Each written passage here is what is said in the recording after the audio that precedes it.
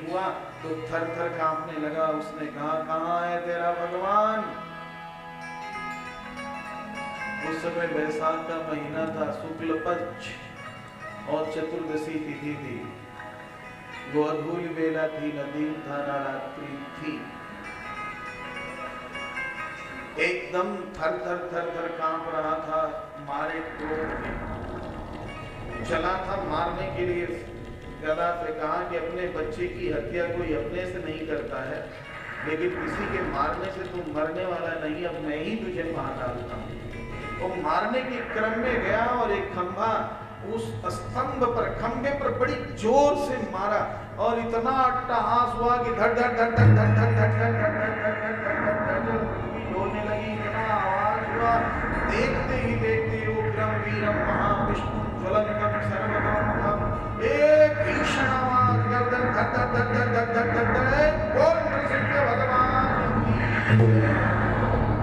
भगवान नरसिंह प्रकट हो गए और प्रकट हुए तो उन्हें इतना क्रोध हुआ था कि मारा, पंजे से धड़ से गिरा और उसको उठा के जंगे पर लेकर के फाड़ दिया। उसके सिंहासन पर बैठ गए और बैठ करके, अब इतने क्रोधित भगवान थे, उनके भक्त को इतना कष्ट दिया था। एक मुख्य बात है, भगवान ने प्रहलाद से कहा है कि प्रहलाद, तुम्हारी इतनी छोटी अवस्था, इतना सुकोमल तेरा शरीर और तुम्हें इतनी दारुण यातनाएं दी गई, कहीं मैं आने में देर तो नहीं किया हुआ हूं? तुझे बहुत कष्ट तो नहीं हुआ है? कष्ट तो हुआ ही है, लेकिन तुझे ऐसा तो नहीं लग रहा है कि भगवान रक्षा करने के लिए जल्दी नहीं आए, देर करके आए? यदि ऐसी बातें तेरे मन में आ रही है तो तू मुझे क्षमा कर दे। प्रहलाद ने कहा कि प्रभु, मैंने आपको बुलाया ही कब? मैंने तो कभी बुलाया नहीं, अन्य लोगों ने बुलाया, द्रौपदी बुलाई,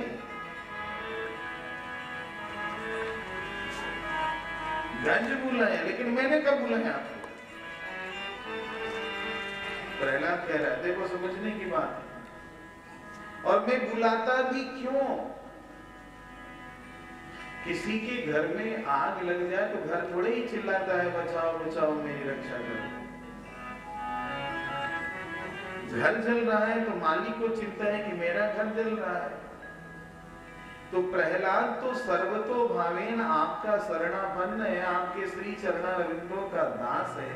इसके साथ क्या हो रहा है क्या नहीं हो रहा है इसकी चिंता आपको है, प्रहलाद को चिंता क्या है? भगवान उसे चाटने लगे, भगवान के नेत्रों में आंसू आ गए। इसलिए भक्त शिरोमणि हे प्रहलाद, कहा वरदान तो कहा, वरदान जिसको भगवान ही मिल गए, अब कौन सी ऐसी वस्तु है जिसको मैं मांगूं? प्रभु यही वरदान दीजिए कि मुझे मांगने की आवश्यकता ना पड़े।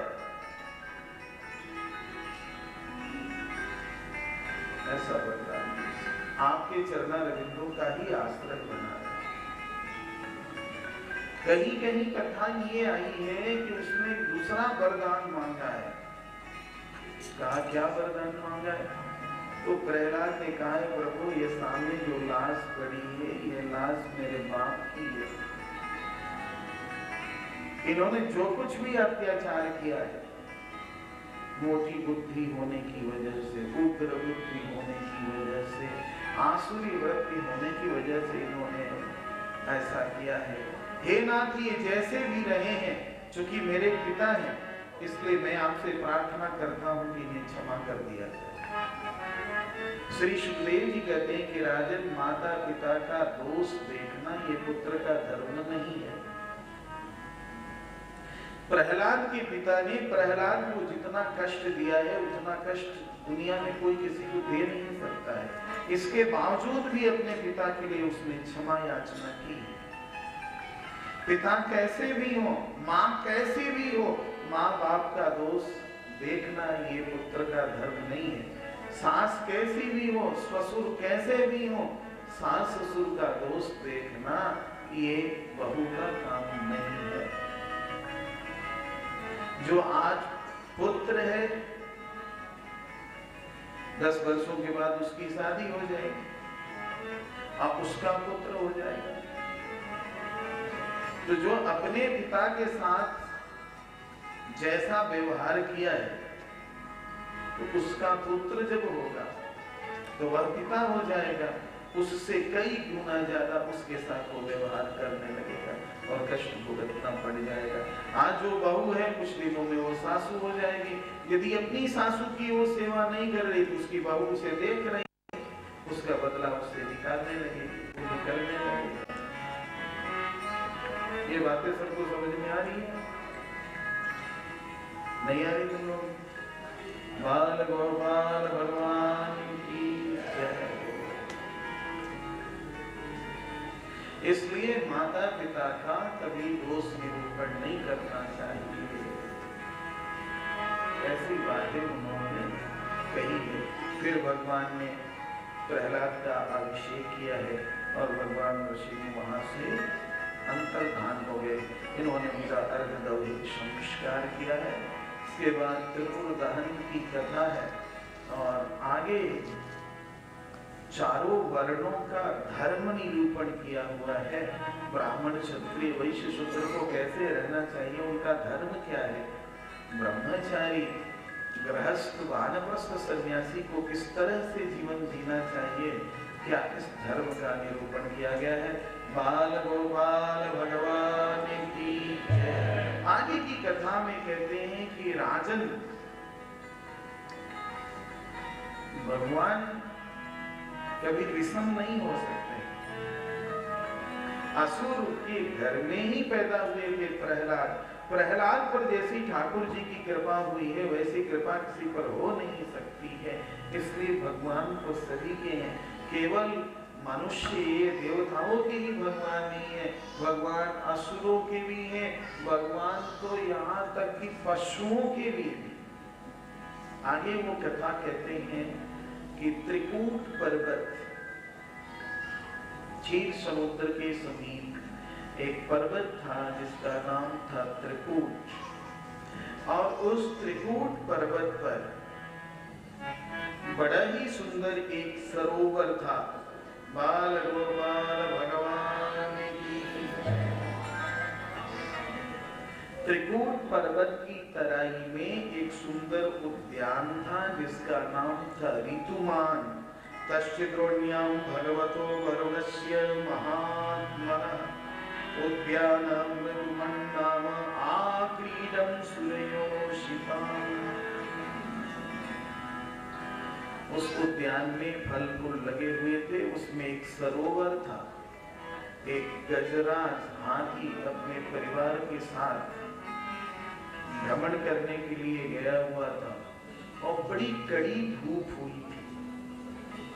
उस चिलचिला की धूप में एकदम तप्त हो रहा था, बहुत प्यास लगी थी। पहले तो वह सरोवर में गया, स्वयं भी भरपेट जल पिया और अपने बच्चों को, परिवार के लोगों को भी जल पिलाया। अब उसकी इच्छा हुई कि अपने बच्चों के साथ हम इसमें थोड़ा जल विहार कर लें। तो जल विहार करने के लिए सरोवर में प्रविष्ट हुआ और जल विहार करने लगा, उस सरोवर में स्नान करने लगा। दैव संजोग से एक ग्राह ने उसके पांव को पकड़ लिया। बड़ा उपयोग उसने किया साहब कि मैं किसी भी तरह से बच जाऊं। बाल गोपाल भगवान की जय हो।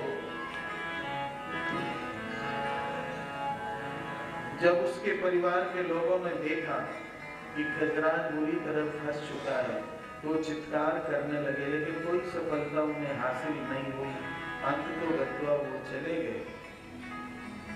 वो लड़ते रहा 5 दिनों तक, लिखा 1000 वर्ष तक उससे युद्ध किया, लेकिन अब देखा कि मैं बच नहीं सकता हूं, तो उसे पूर्व जन्म की स्मृति भई। अब सुनने में तो लग रहा है 1000 वर्ष तक बिना कुछ खाए पिए हाथी ग्राह से लड़ रहा है, ये कैसे संभव है। लेकिन तुम आज की दृष्टि से मत देखो, उसके पूर्व जीवन के पूर्व चरित्र को सुनोगे तो बात समझ में आएगी कि वो कौन है। और ये लीला कैसी हो रही? तो अपने सूंड को ऊपर उठाया, एक कमल के पुष्प लेकर के श्री शुभवाचा एवं विवसितो बुद्ध्या समाधाय मनोहृदि जजाप परमं जाप्यं प्राग्जन्मन् शिक्षितम्। ओम गजेन्द्रवाच ओम नमो भगवते तस्मै यत एतच्चिदात्मकं पुरुषाय बीजाय परेशाय विधीमहि। कहते हैं कि गज ने भगवान को स्मरण किया है। श्री सुखदेव जी कहते हैं कि राजन एवं गजेंद्र मुपवर्णित निर्विशेषम। श्रीवाल गोपाल भगवान की जय हो। जय राधे। अब इसको जरूर गिनाओ, अभी लो।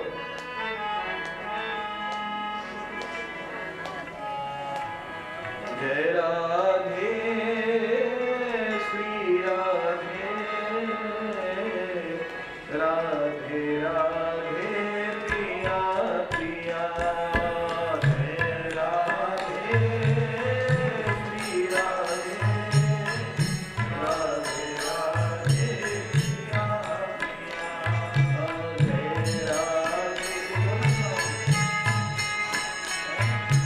जय राधे।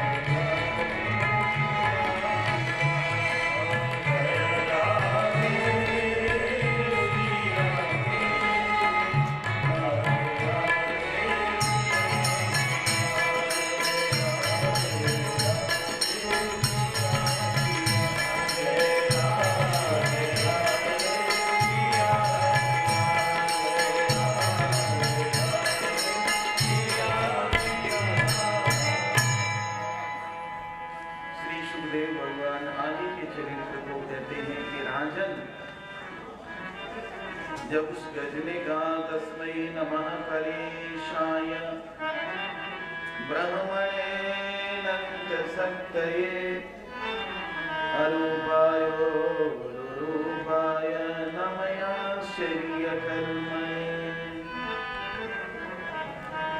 परेशाय तस्मै नमः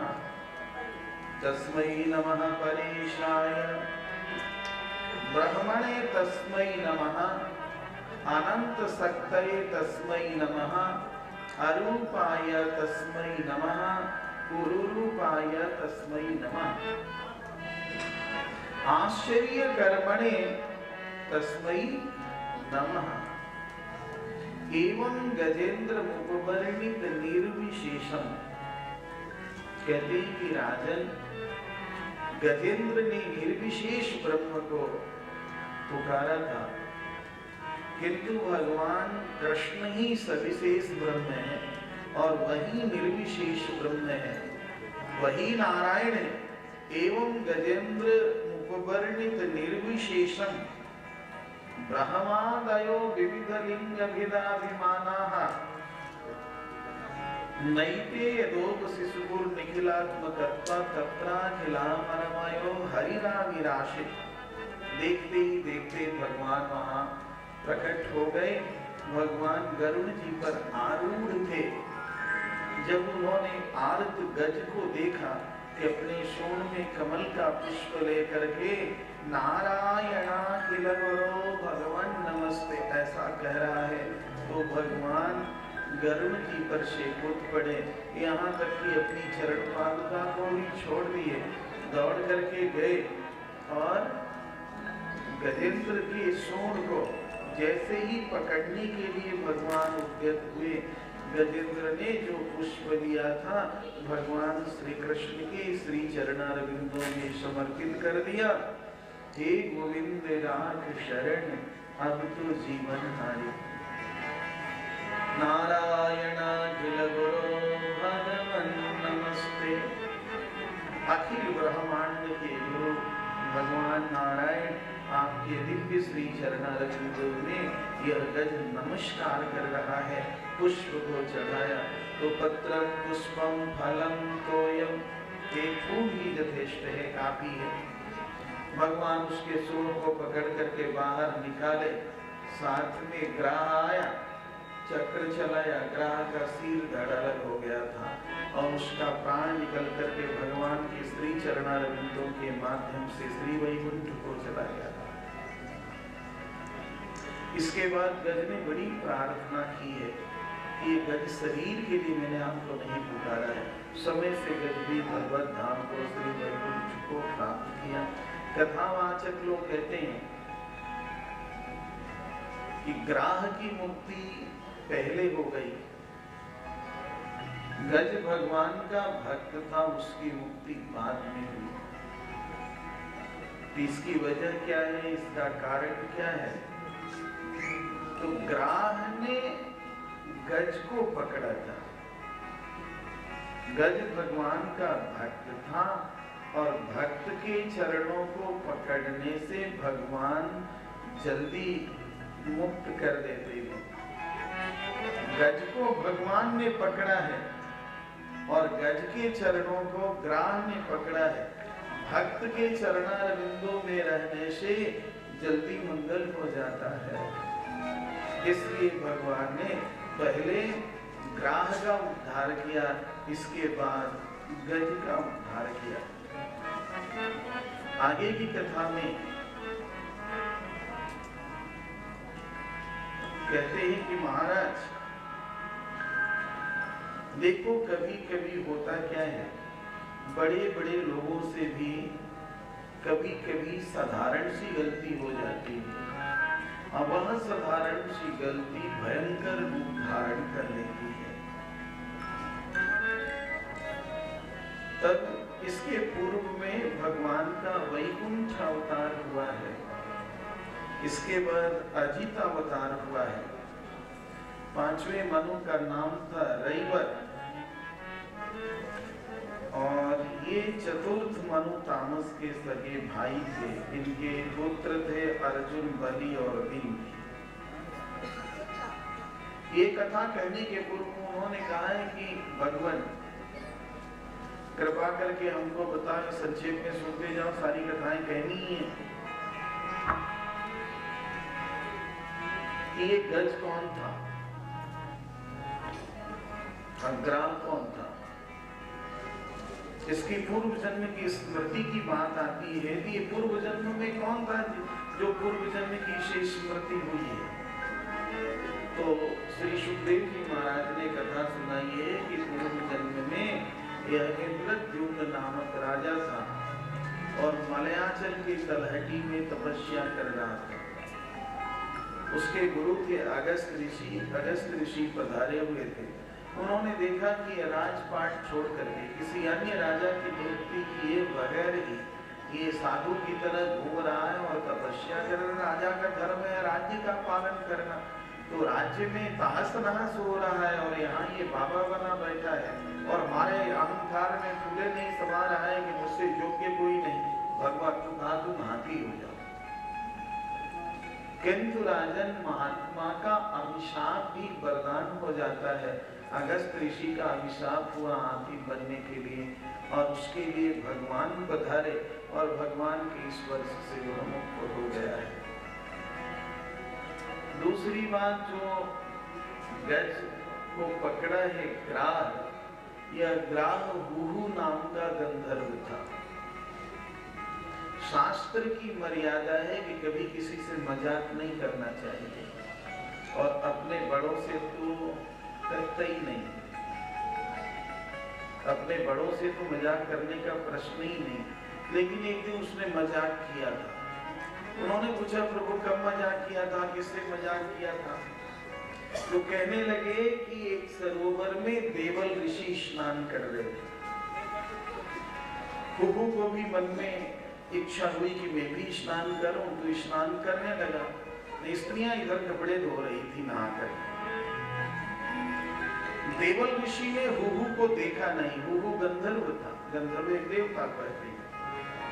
तो हुहू पानी में डूबी लगाए से डूब करके धीरे धीरे धीरे धीरे धीरे गया और देवल ऋषि के पांव को पकड़ लिया। उसके नाखून बड़े हुए थे तो उनके पांवों में नाखून चुभ गए। लगा खींचने, तो देवल ऋषि को लगा कि मुझे किसी ग्राह ने पकड़ लिया, मगरमच्छ ने पकड़ लिया। बहुत जोर जोर से चिल्लाने लगे। जब वो जोर जोर से चिल्लाने लगे तो इस दृश्य को स्त्रियों ने देखा था, वे हंसने लगी।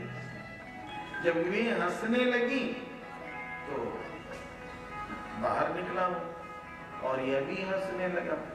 ये बातें देवर ऋषि को बड़ी बुरी लगी कि इसने ग्राह बन करके मुझे डराया, मुझसे मजाक किया, और स्त्रियां मुझे देख करके हंस रही कि कैसा बाबा है कि पांव धरते ही ये डर गया और चिल्लाने लगा। तो कहा कि अच्छा, तू ग्राह बन करके मुझे डराया है तो तू ग्राह ही हो जा। तो वही ग्राह बना था। कहते हैं कि राजन महात्मा का अभिशाप वरदान हो जाता है। अभिशाप दिया हुआ ग्राह तो बना, किंतु भगवत कृपा से वह भवसागर को पार कर गया है। ऐसी बात है। आगे ये कथा में इन बातों को समझाए भगवान के अजीत अवतार हुए हैं, और वैकुंठा जी के यहाँ वैकुंठ अवतार हुआ है। और समुद्र मंथन कैसे हुआ, ये प्रश्न उन्होंने किया है। तो कहते कि कभी कभी छोटी भूल भी भयंकर रूप धारण कर लेती है बड़ों को। कहा कि प्रभु ऐसा कुछ हुआ था क्या? तो श्री सुखदेव जी कथा सुना रहे हैं कि राजन, एक दिन की बात है, दुर्वासा ऋषि भगवान के दर्शन करने के लिए गए हुए थे। भगवान का दर्शन किए श्री वैकुंठ में। तो आदमी जब खुश होता है ना, अंदर की जब प्रसन्नता होती है तो कुछ ना कुछ उसको दे देता है। वो इसलिए नहीं देता कि उसके पास अभाव है, अपनी प्रसन्नता को जाहिर करने के लिए कुछ न कुछ उसे दे देता है। दुर्वासा ऋषि महान ऋषि थे, विद्वान ऋषि थे, शिव जी के अवतार ही थे।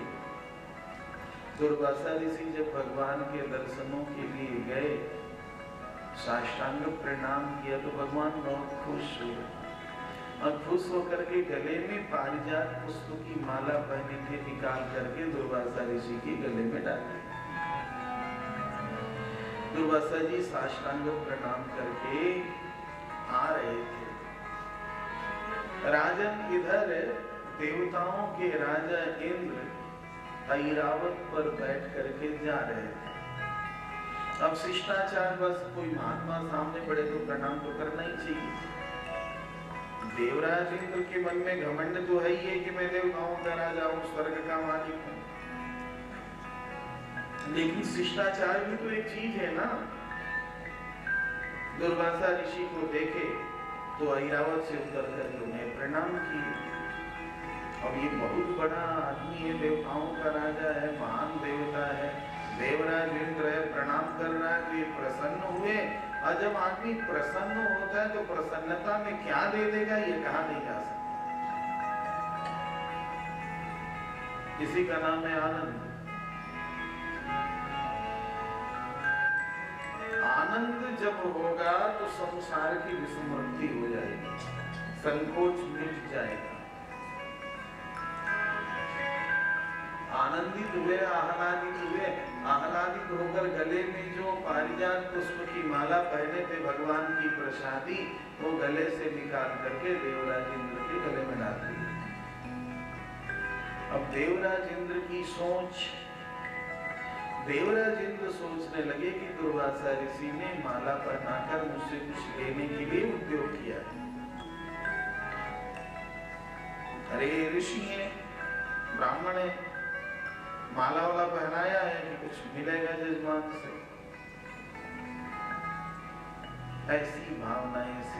ऐसी भावनाएं उनके मन में आ रही है। देखो यही भूल हो रही है, और बड़े लोगों से साधारण भूल भयंकर रूप धारण कर ली। अब गले में माला पहने बैठे ऐरावत पर, कह चल माला बनता है, बड़े भारी सिद्ध बने हैं, अपने गले की माला में देवताओं का मालिक हूँ और अपनी प्रसादी उनको पहना है, बड़े भारी सिद्ध बने। मन में कुछ दुर्भाव है, बस अपने गले से निकाल करके ऐरावत के सूंड में डाल दिए माला को। ऐरावत हाथी है, ऐरावत ने क्या किया कि माला को नीचे डाल दिया, जमीन पर पटक दिया और पैरों से रौंद दिया। इस दृश्य को दुर्वासा ऋषि देख लिए। जब दुर्वासा ऋषि देखे कि भगवान के गले की माला मेरे गले में आई और मैंने देवराज इंद्र को पहनाया, ये अपमान करने के लिए हाथी से कुचलवा दिया, तो बड़े नाराज हुए। और दुर्वासा ऋषि ने कहा कि जिस धन मद में, जिस राज मद में तू अंधा हो रहा है और सबका अपमान कर रहा है, तेरी राज्य लक्ष्मी नष्ट है जाएगी। देखते ही देखते स्वर्ग की सारी संपत्तियां समाप्त। क्या माने दैत्यों का साम्राज्य हो गया। स्वर्ग तो समाप्त नहीं हुआ, किंतु इनके हाथ से निकल गया, सत्ता ही निकल गई। देवता लोग मारे परेशान, इधर से उधर भटक गए। अब क्या करें, दुर्वासा को मनाया नहीं जा सकता। इन लोगों ने देखा कि अब कोई उपाय नहीं है, एकमात्र उपाय भगवान ही है। इन लोगों ने, देवताओं ने इंद्र को आगे करके भगवान की स्तुति किया, खूब स्तुति किए। तो एक दिन भगवान प्रकट हो गए उनके समक्ष। भगवान श्रीमन नारायण के दर्शन करके वो बहुत आह्लादित हुए। लोगों कहे कि प्रभु, कहे कि मैं सब कुछ समझता हूँ, ठीक है, मैं आप लोगों का सहयोग कर रहा हूँ, आप लोग समुद्र मंथन करो। कहा कि प्रभु ये संभव है? तो भगवान ने कहा मैं कछुए का रूप धारण कर लेता हूँ, आप लोग मंदराचल को ले आओ और ले आकर के कछुए पर रखो, मेरा रूप रहेगा कछुए का, और उस पर वासुकी नाग की नेज बना करके मंथन करो। एक केवल देवताओं से तो समुद्र मथाएगा नहीं, और जितनी वनौषधियां हैं सब समंदर में डाल मंथन करो, कुछ ना कुछ मंगल होगा। तो उन्होंने कहा कि समुद्र मंथन करने के लिए दैत्यों को भी मिलाना बहुत आवश्यक है। इस पर एक कथा कही है साहब, मूषक और सर्प की। कहा कि विषम परिस्थितियों में दुश्मन से भी मिलकर के अपना काम निकाल लेना चाहिए। इस पर उन्होंने एक कथा कही है कि एक सपेरा ने पिटारी में एक सांप को बंद किया था। सांप फन तान रहा था ऐसे। एक चूहे ने देखा पिटारी को तो उसे लगा कि अन्न की पिटारी है, जैसे ही ऐसी पिटारी रहती है। लेकिन जगन्नाथ भगवान की पिटारी है, प्रसाद रखने वाली, लेकिन पिटारी भी बांस की बनी रहती है, ऐसी उनके ऊपर से ढकी रहती। सपेरा सांप को पकड़ा, उस पिटारी में रख दिया, ऊपर से बंद कर दिया। पिटारी का मुंह थोड़ा खुला हुआ था, चूहा देख रहा था, तो चूहा को लगा कि ये अन्न की पिटारी है, उसको ये नहीं लगा कि ये सांप की पिटारी है। अन्न की पिटारी समझ करके वो उसमें घुस गया। जब घुसा तो देखा भयंकर सर्प बैठा हुआ। तो सर्प का आहार है चूहा, सर्प खा जाए चूहे को, लेकिन सर्प ने चूहे को खाया नहीं। सर्प क्या कहता है चूहे से कि भाई साहब एक बात कहूं। चूहा कहता है कि कहो। कहा कि भाई साहब हम दोनों की एक ही स्थिति है। कहा कि क्या मेरी समझ में ये बातें नहीं आ रही है?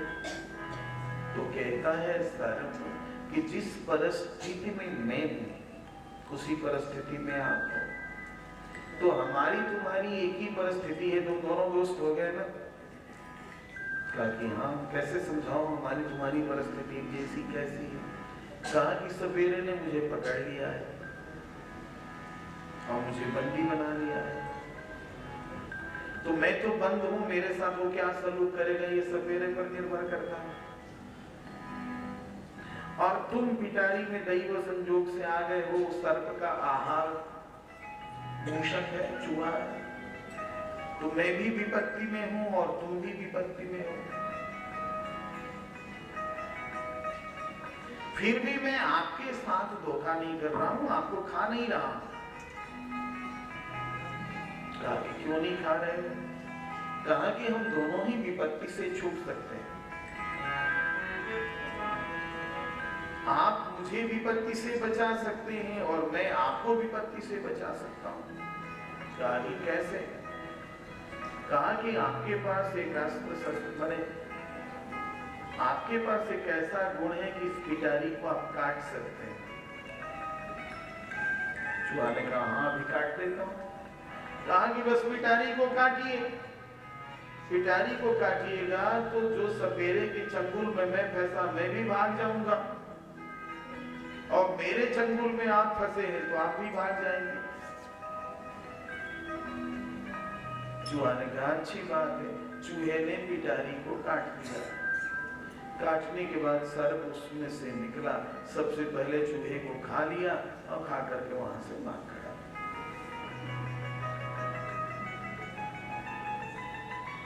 तो कहा कि तब कहा दैत्यों से तुम लोगों की दुश्मनी है और दैत्यों के मिले बगैर समुद्र का मंथन हो नहीं सकता। तुम लोग मेरे शरण में हो इसलिए तुझे बता रहा हूं, समुद्र मंथन तुम लोग करोगे ना तो पहले ही अमृत नहीं निकल जाएगा, पहले विष निकलेगा। तो विष निकलेगा कि तुम लोग घबरा मत जाओ, घबरा मत जाना।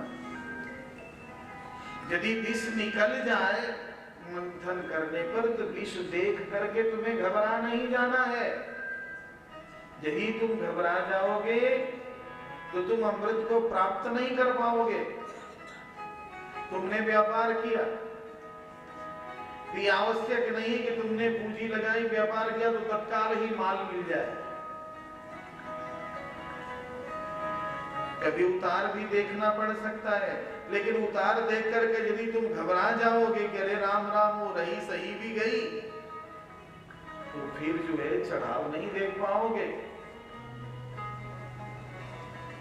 इसलिए व्यापारिक कार्यों में भी उतार चढ़ाव आते रहते हैं। पहले कष्ट आता है, कष्ट को जब झेल जाओगे, विघ्न को तुम काट डालोगे, मंगल ही मंगल है। कहा कि पहले विष आने से घबरा नहीं जाना है।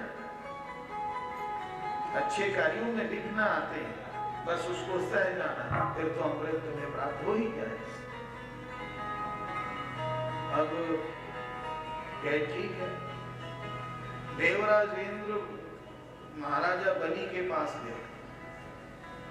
देवराज इंद्र नाम के ये थे, राजा तो वो था, साम्राज्य उसी का था, स्वर्ग उसी के अधीन था। बड़ा आदर किया है बलि ने। इन्होंने प्रस्ताव रखा, कहा कि बड़ी अच्छी बात है, समुद्र मथा जाए, अमृत निकलेगा देखा जाएगा। तो देवता और दैत्य आए। देवता दैत्य आए तो भाई मंदराचल ले आना है, औषधियों को डालना है। औषधियां तो सारी डाल दी गई और मंदराचल को लेकर के देवता और दैत्य चले तो वो टस से मस न हो, थोड़े दूर तो ले चले, उठे ही नहीं। तब भगवान पधारे और मंदराचल को ऐसे ही जैसे बच्चा गेंद को उठा लेता है वैसे उठा करके गरुड़ पर रख करके ले आए। और वही भगवान यहाँ कश्यप रूप, कछुए का रूप धारण किए, उसके पीठ पर रखा गया है। वासुकी नाग की नेत्र बनी है। देखा कि भाई जब मंथन होगा घर घर तो विष उगलेगा, विष उगलेगा तब देवता लोग पहले ही मुख की ओर हो गए। जब ये लोग पहले मुख की ओर हो गए तो दैत्यों ने कहा वाह जी वाह, सांप की पूंछ अपवित्र होती है, अशुभ होती है। हम लोग पूछ की ओर रहेंगे और तुम लोग मुख की ओर रहोगे, ये कहां से संभव है? हम ही लोग मुख की ओर रहेंगे, तुम लोग पूछ की ओर रहोगे। कहा भैया जैसी तेरी इच्छा। तो सारे दैत्य हो गए मुख की ओर और देवता हो गए मुख की ओर। विष उगलेगा तो मुख से ही उगलेगा, मुझ से तो उगलेगा नहीं। अब मंथन होने लगा। जब ये मंथने लगे तो मथाई नहीं। भगवान अजित उधर एक तरफ से भगवान एक स्वरूप बना करके पर्वत को दबाए हुए कि कहीं ये लुढ़क न जाए, और हजारों हजारों किलोमीटर का शरीर बनाया। कछुए का पीठ बहुत कठोर होता है, उस पर मंथन हो रहा है तो भगवान को लग रहा है जैसे चींटी उड़ी चल रही है। अरे भगवान तो भगवान है ना। लगा विष उगलने और उसके विष से सारे दैत्य जो है एकदम काले पड़ गए, विरूप हो गए। देवताओं की ओर भी विष आया, इधर से जो है समुद्र के लहरें और ऊपर से वृष्टि इनको राहत पहुंचाने लगी है। जब इन लोगों से कार्य नहीं हुआ तो स्वयं भगवान अजीत पकड़ लिए हैं और पकड़ करके लगे हैं मथने। मंथन हुआ तो कालकूट विष निकला। विष निकला तो सभी कांपने लगे। दैत्यों ने कहा कि हम लोग विष नहीं पिएंगे, तुम लोग विष पियो। तुम लोगों की वजह से हम लोग आए मंथन करने के लिए और मुख की ओर। तो देवराज इंद्र ने कहा कि हम लोगों ने थोड़े ही आप लोगों को मुख की ओर भेजा, आप तो स्वयं कहे कि मुख शुभ होता है, पूछ अशुभ होती है, आप स्वयं आ गए। कहा कि अरे यार हम लोग तो ऐसे ही विषाक्त हो रहे हैं, जल करके राख हो रहे हैं, अब क्या विष पिएंगे? तुम लोग विष पियो, हम लोग विष नहीं पिएंगे। अब बारी आई देवताओं की विष पीने की, तो विष पिए कैसे? किसमें सामर्थ्य है उस हलाहल विष को पी ले? तो ये लोग विष को लेकर के शिव जी के यहाँ गए। भगवान शिव को साष्टांग प्रणाम निवेदन किया और उन्होंने बड़ी प्रार्थना की है साहब शिव जी की। श्री बाल गोपाल भगवान की जय हो।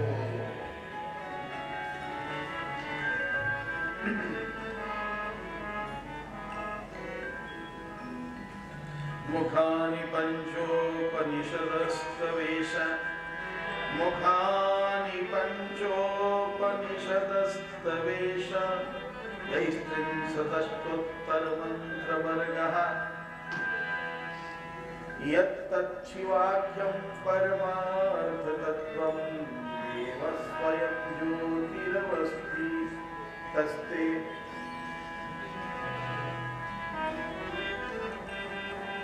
मुखानि पंचोपनिषदस्तवेश, यैस्त्रिंशदष्टोत्तरमन्त्रवर्गः, यत्तच्छिवाख्यं परमार्थतत्त्वं देवस्वयं ज्योतिरवस्थितिस्ते। कहते हैं कि हे प्रभु, देवता लोग साष्टांग प्रणाम करके शिव जी से कहते हैं, हे प्रभु आपके तत्पुरुष अघोर सत्योजात कामदेव तथा ईशान 5 मुख है, 5 की ये नाम है।